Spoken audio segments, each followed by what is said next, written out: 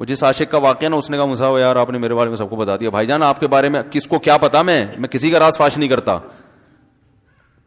اب مجھے یہ لگا کہ بیان میں کھڑا ہو کر نہ بولے مصعب آپ نے میرا راز فاش کر دیا. تو ایک عاشق کا فون آیا، کہنے لگا اب پورے بیان سے نا دیکھنا یہ کلپ نکلے گا اور ہٹ بھی یہ والا کلپ ہوگا. پھر لوگوں کے کمنٹس ہوں گے مفتی صاحب کیا عاشق معشوق کی مثالیں دیتے رہتے ہیں. پورا بیان ایک طرف، یہ والا کلپ کے لاکھوں ویورز ہوں گے اس کے، دیکھنا آپ. اور اس پہ جو لیبل لگے گا ایک سچے عاشق کا واقعہ یہ لیبل لگے گا، ایک سچے عاشق کا سچا واقعہ. تو سچے عاشق تو آج کل مارکیٹ میں ہول سیل کے حساب سے ہیں، جو اپنے آپ کو سچا، وہ سارے اس پہ سرچ کریں گے یار دیکھیں کیا ہوا. سیم ہمارے ساتھ بھی یہ ہو رہا ہے کہ نہیں ہو رہا. تو وہ مجھے کہنے لگا کہ مجھے کسی لڑکی سے عشق ہو گیا ہے. فون آیا میرے پاس، عشق ہو گیا ہے تو میں کیا کروں، میں بڑا پریشان ہوں. میں نے کہا بھائی اگر ہو گیا ہے، کوئی اچھی ہے، اچھے گھرانے کی ہے، تو آپ والدین سے بات کر لو، نکاح کر لو. لن تری للمتحابین مثل النکاح، حدیث میں آتا ہے دو محبت کرنے والوں میں نکاح سے بہتر کوئی چیز نہیں ہے. تو ہم تو نہیں کہتے کہ اس کو ختم کرو، آپ شادی کر لو بھائی، نکاح کر لو بھائی، حرام حلال میں تبدیل ہو جائے گا. کہنے لگا کہ یار وہ مفتی صاحب مسئلہ یہ ہے کہ اس کے ابا نہیں مان رہے. میں نے کہا ابا کو، پھر مجھے نہیں فون کرو، ابا کو فون کرو، جو میں اس کا ابا نہیں ہوں. تو پھر ابا کو فون کرو اس کے، یہی اپنی فریاد اس کے ابا کے سامنے رکھو. کہہ رہے یار بہت ٹرائی کر لی، بہت کوشش کر لی، اس کے پیرنٹس ماننے کے لیے تیار نہیں ہے. تو میں نے کہا بھائی دیکھو جتنے حربے تھے آپ استعمال کر کے دیکھو ابا اماں کو سمجھانے کے. کہہ رہے نہیں مان رہے. میں نے کہا پھر چھوڑو اس کو، لعنت بھیجو. ایک چیز مقدر میں نہیں ہے، غلط طریقے سے حاصل کرنے کی کوشش مت کرو. شریف لوگ شریفوں کی طرح ہی کرتے ہیں نا. تمیز کا یہی ہے کہ ابا اماں سے بات کی جائے. میں نے کہا میں دعا کر لوں گا آپ کے لیے، آپ نے مجھے کچھ سمجھ کے فون کیا تو میں بھی دعا کرتا ہوں اے اللہ اس کے لیے بہتر ہے تو مقدر فرما دے، ابا کو دل کو نرم کر دے. لیکن وہ بقول اس کے بھائی سارے حربے ناکام ہو گئے. تو میں نے کہا پھر وہاں سے دماغ ہٹاؤ. یہ جو عاشق لوگ کہتے ہیں نا ہم دماغ ہٹانا بھی چاہیں تو نہیں ہٹتا، جھوٹ بولتے ہیں. یہ جھوٹ بولتے ہیں، یہ ہٹانا چاہتے ہی نہیں ہے کمبخت. حقیقت بتا رہا ہوں آپ کو، دنیا میں بڑی سے بڑی محبت ختم ہو سکتی ہے اگر انسان چاہے. مر جاتے ہیں تو محبت ختم ہوتی ہے کہ نہیں ہوتی؟ بعض خواتین کیا کرتی ہیں، جوانی میں میاں کو نچوڑنے کے بعد بڑھاپے میں بہت ستاتی ہیں. بھائی سب خواتین کی بات نہیں کر رہا میں، لیکن بعض خواتین ایسا کرتی ہیں. وہ بڑھاپے میں میاں کو، کیونکہ وہ کسی کام کا نہیں ہے نا کھانسنے کے علاوہ، تو بچوں کے ساتھ مل کے انتقام لیتی ہیں اس سے. ایسا نہیں کرنا چاہیے، بہت بڑا جرم ہے. عورت غیرت مند ہوگی نا تو بڑھاپے میں بچوں کی طرفداری کے بجائے اپنے شوہر کی طرفداری کرے گی. یہ بھی اچھے اخلاق کی علامت ہے. وہ کہے گی بیٹا تمہیں جو میں نے اتنی محبت سے پالا ہے نا، اس شخص نے مجھے سہارا دیا، گھر دیا، اس نے مجھے چھاؤں دی، اس کی بیس پر آج تمہارے بازو میں قوت ہے. تو غیرت مند عورت کیا کرے گی؟ وہ بڑھاپے میں کس کا ساتھ دے گی؟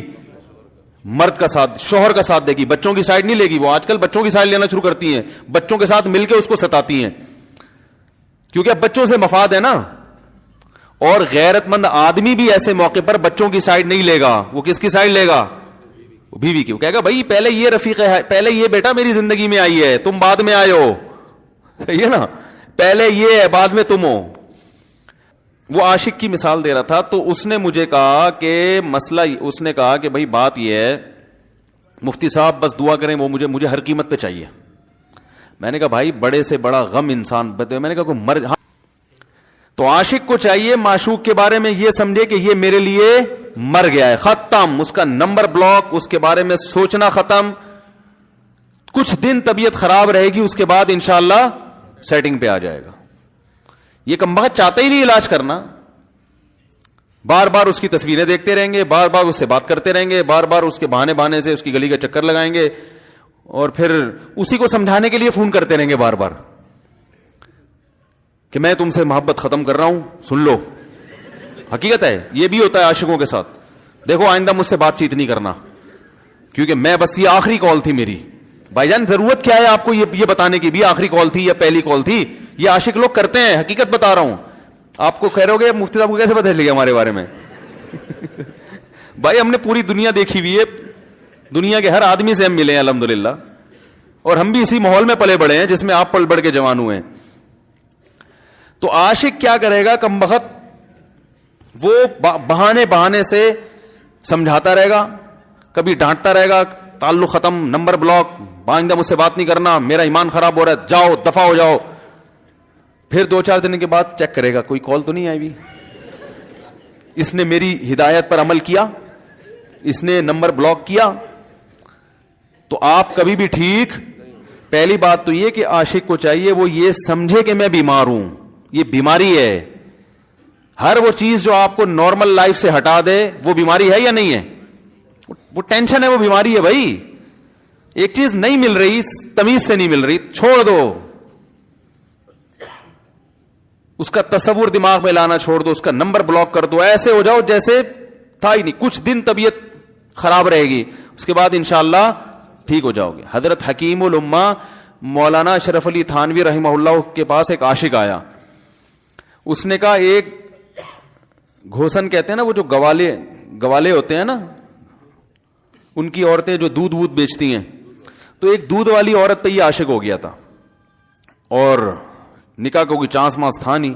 یہ حضرت حکیم الامہ رحمہ اللہ کے پاس آیا اور کہنے لگا کہ جو مسئلہ یہ ہے کہ میں جو ہوں نا, میرے دماغ میں وہ سما گئی ہے, اب جو ہے میں جو ہے نا بس میرا کوئی علاج کریں میں ٹھیک ہو جاؤں. ہاں, کہنے لگا مجھے وہ دلا دیں آپ اللہ والے ہیں, بہت پہنچے ہوئے بزرگ ہیں, تو بس آپ کسی طرح اللہ سے مانگیں وہ مجھے مل جائے. تو حکیم الامہ نے فرمایا کہ دیکھو بھائی, پہلے تو استخارہ کرو. استخارے کا مطلب وہ والا نہیں استخارہ جو آج کل ہو رہا ہے, یعنی اللہ سے دعا مانگو, اللہ یہ بہتر ہے تو مقدر کر, بہتر نہیں ہے تو مقدر. ہو سکتا ہے اللہ کے علم میں یہ بہتر ہی نہ ہو, یہ بھی تو ممکن ہے کہ آپ چاہ رہے ہو ہر وہ چیز جو ہم چاہتے ہیں وہ ہمارے لیے اچھی نہیں ہوتی. تو اللہ سے پہلے دعا مانگو, اور پھر جو ہے وہ پیغام بھیجو. اگر نہیں قبول ہوتا تو پھر اپنا دماغ یہاں سے ہٹاؤ.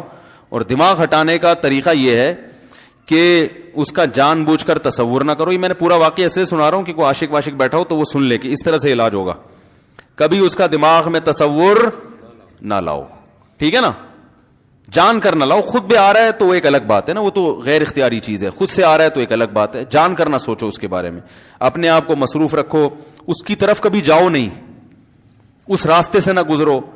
تو یہ پرہیز ہے, یہ پرہیز کرو گے تو پھر میں دوا بتاؤں گا. یہ بھی دوا نہیں, میڈیسن نہیں دی ہے, یہ تو اس میڈیسن کے پرہیز ہیں. اس کے بعد میڈیسن بھی ملے گی, جو ذکر وہ بتائیں گے اللہ کا ذکر وہ بعد میں, پہلے یہ پرہیز. اس نے کہا یہ نہیں ہو سکتا مجھ سے. اس نے کہا مجھے تو دودھ چاہیے نہیں ہوتا, پھر بھی وہاں جاتا ہوں میں دودھ خریدنے. مجھے تو دودھ کی ضرورت نہیں ہوتی, پھر بھی جاتا ہوں. اور کہا آپ بس مجھے کسی طرح سے وہ دلا ہی دیں.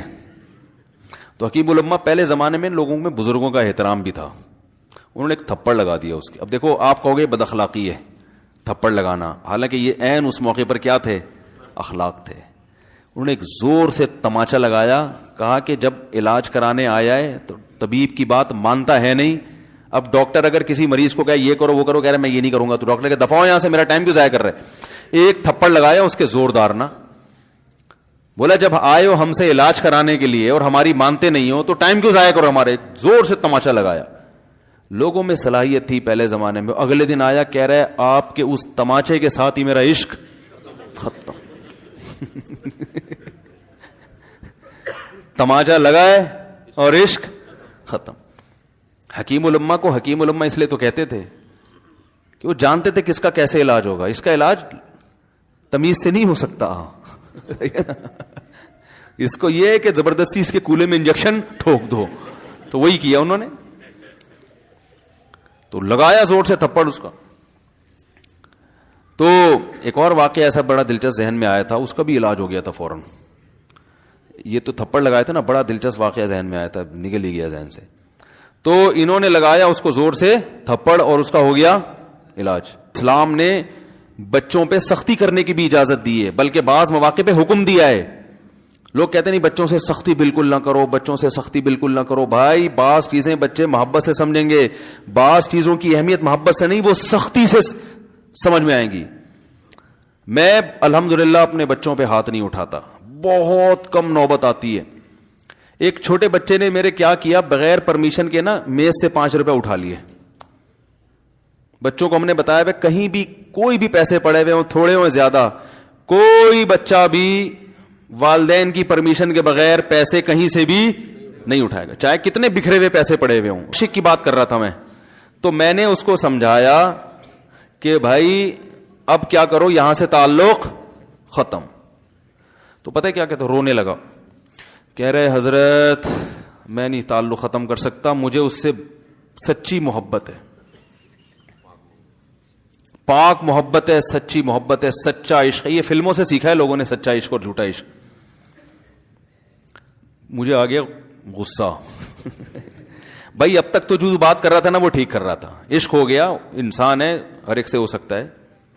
ویسے تو بے احتیاطی جو لوگ کرتے ہیں انہی کو زیادہ تر ہوتا ہے. چلو بے احتیاطی ہو گئی, لیکن چلو ایک جائز طریقہ اختیار کیا نا, کوئی حرام کاری کی طرف نہیں گیا. نکاح, تبھی میں کہتا ہوں بھائی جان کسی کو عشق ہوا کرے, اگر نکاح کی بات کرے تو اس کو ملامت نہ کرو.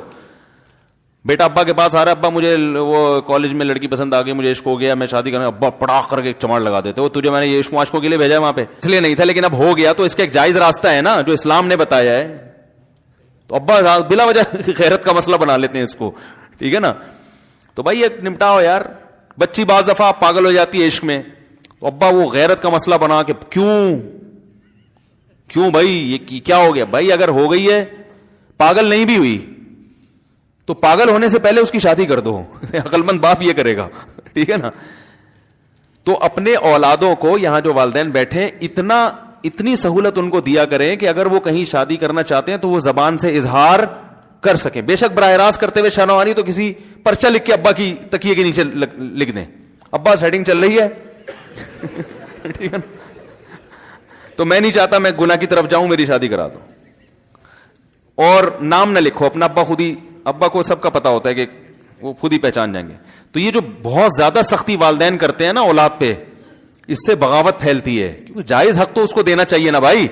ہاں وہ اگر آپ کے خاندان میں میچ ہی نہ کر سکے, وہ یعنی وہ ایسی جگہ پسند کر لیا اس نے کہ وہ ایڈجسٹ ہی نہیں ہو سکتی, تو پھر ایک الگ بات ہے. پھر ابا غیرت دکھائیں, بولا بیٹا تو تیری بیوی ہماری بہو بھی ہوگی, یہ ہماری بہو بنانے کے قابل نہیں, ہماری پرمپرا ہے, ٹھیک ہے نا. تو لیکن نارملی ماننا چاہیے. تو اب کیا ہے, میں نے اس سے, اب وہ کیا نا رونے لگا. بس یہ بیان, یہ کس واقعہ بتا کے وہ پتھر والا جو ہے نا مثال کمپلیٹ کر کے بات ختم کرتا ہوں. وہ رونے لگا, کہہ رہے نہیں مجھے سچی محبت ہے. مجھے پھر آیا غصہ, میں نے کہا بھائی جان یہ ٹوپی ڈرامے نہیں کرو. ٹھیک ہے آپ کو عشق ہو گیا, دل زخمی ہے آپ کا, یہاں تک بات سمجھ میں آتی ہے, انسان ہے, ہو جاتا ہے, تو نکاح کا راستہ ہے, نہیں ہو رہا تو پریشان ہونا بھی سمجھ میں آتا ہے, یہ سچی مچی نہیں کرو بھائی. میں نے کہا اپنی ماں سے کیوں نہیں ایسی محبت آپ کو, ماں ناراض ہوتی ہے, کبھی بات چیت چھوڑ دے تو پھر ایسا رونا آیا کبھی؟